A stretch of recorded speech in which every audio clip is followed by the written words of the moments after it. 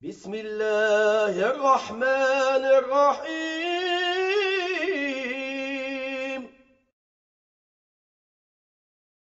Bismillahirrahmanirrahim. Alhamdulillahirabbil alamin wassalatu wassalamu ala asyrafil anbiya'i wal mursalin wa ala alihi wa ashabihi ajmain. Saudaraku rahimakumullah, membahas tentang akhir zaman adalah membahas tentang sesuatu yang menggentarkan hati, karena kesadaran kita bahwa kita sekarang sedang berada di akhir zaman tentunya akan menumbuhkan keseriusan, kesungguhan di dalam memastikan langkah-langkah hidup kita. Semenjak diutusnya Nabi Muhammad SAW 15 abad yang lalu, di mana beliau adalah khataman nabiyyin, penutup para nabi, maka praktis dunia memasuki era yang disebut dengan akhir zaman. We are living in the end of time. Dan ternyata dalam hadis yang sedang kita kaji ini, era akhir zaman ini yang diwarnai dengan munculnya umat Muhammad SAW, dan kita alhamdulillah umat beliau yang beriman kepadanya, umat Islam, akan mengalami 5 babak dalam perjalanan sejarahnya. Kita sudah menyinggung pada pertemuan yang lalu 3 babak terdahulu, yaitu babak kenabian, an-nubuwah, babak kekhalifahan yang mengikuti manhaj kenabian, khilafatun ala minhajin nubuwah, yang diwakili dengan khulafa'ur rasyidin sebagai para pemimpin umat.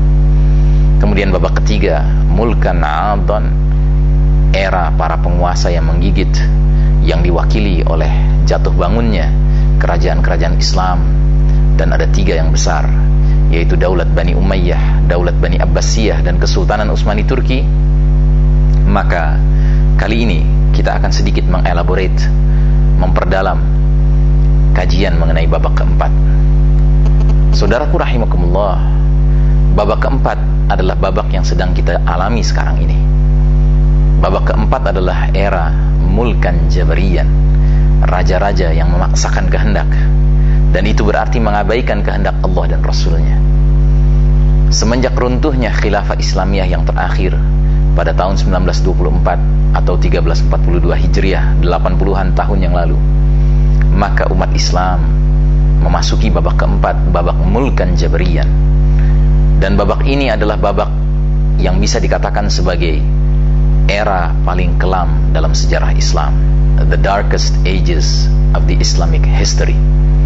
Di era ini, di babak ini, umat Islam sejujurnya babak belur. Kita sedang dicabut giliran kepemimpinannya oleh Allah Ta'ala. Dan ini bukan perkara yang harus kita sesali atau kita ratapi. Dan ini bukan perkara yang seharusnya menimbulkan pesimisme dalam diri kita, karena ini adalah sunnatullah. Ini adalah hukum Allah yang berlaku di dunia ini. Allah Ta'ala dalam surah Ali Imran ayat 140 jelas tegas menyampaikan, iyamsaskum qarhun faqad massal qauma qarhun mithluh wa tilkal ayyamu nudawiluha bainan nas. Bila kalian umat Islam dalam perang Uhud menderita kekalahan, luka, maka sesungguhnya kaum kafir musyrik Quraisy dalam perang Badar juga mengalami penderitaan, luka, kekalahan. Demikianlah hari demi hari Allah pergilirkan di antara umat manusia. Ada harinya orang beriman diberi giliran kepemimpinan di muka bumi ini, tetapi ada harinya orang beriman dicabut giliran kepemimpinannya, dan bahkan Allah serahkan giliran kepemimpinan itu kepada kaum kufar, orang-orang yang ingkar kepada Allah Subhanahu wa Ta'ala. Dan di babak keempat ini, inilah yang sedang kita alami. Umat Islam sekarang bukan menjadi umat yang memimpin umat manusia, tetapi dia dipimpin oleh pihak lain. Dan pihak lain itu bukan sembarang pihak, tetapi mereka adalah al-kafirin, orang-orang yang ingkar kepada Allah Ta'ala. Bahkan mereka adalah al-kuffar. Apa bedanya al-kafirin dengan al-kuffar? Orang yang disebut dengan al-kafirin adalah orang yang di luar Islam, tetapi al-kuffar artinya orang yang menentang Islam, yang memusuhi Islam. Dan inilah era yang sedang kita jalani, saudaraku rahimakumullah. Sebuah era yang penuh dengan penderitaan bagi kaum muslimin. Dan dalam era seperti ini, kita harus kembali menelusuri sejarah Islam dan mencari fase yang mirip dengan era ini sebagai rujukan kita. Dan kalau kita lihat berdasarkan babak demi babak yang telah dialami umat Islam, maka era sekarang yang kita alami ini bisa dikatakan mirip sekali dengan babak pertama, yaitu babak kenabian, khususnya bahagian pertama, yaitu bahagian Fatrah Makkiyah, periode Makkah, periode di mana umat Islam minoritas, tertindas, dan terbatas ruang geraknya. Begitu pula yang kita alami dewasa ini. Umat Islam sekarang minoritas. Terdapat kurang lebih 6 miliar penduduk bumi di muka bumi ini. Hanya 1,6 miliar kurang lebih kaum muslimin. Berarti kita minoritas, saudaraku. Boleh jadi kita mayoritas di negeri Indonesia ini, tetapi sesungguhnya secara global kita adalah kaum minoritas. Dan kita adalah kaum tertindas. Ini tidak perlu kita pungkiri dan kita tutup-tutupi. Di ujung timur sampai ujung barat, kita saksikan negeri-negeri kaum muslimin menjadi negeri di mana penduduknya tertindas dalam berbagai aspek kehidupan.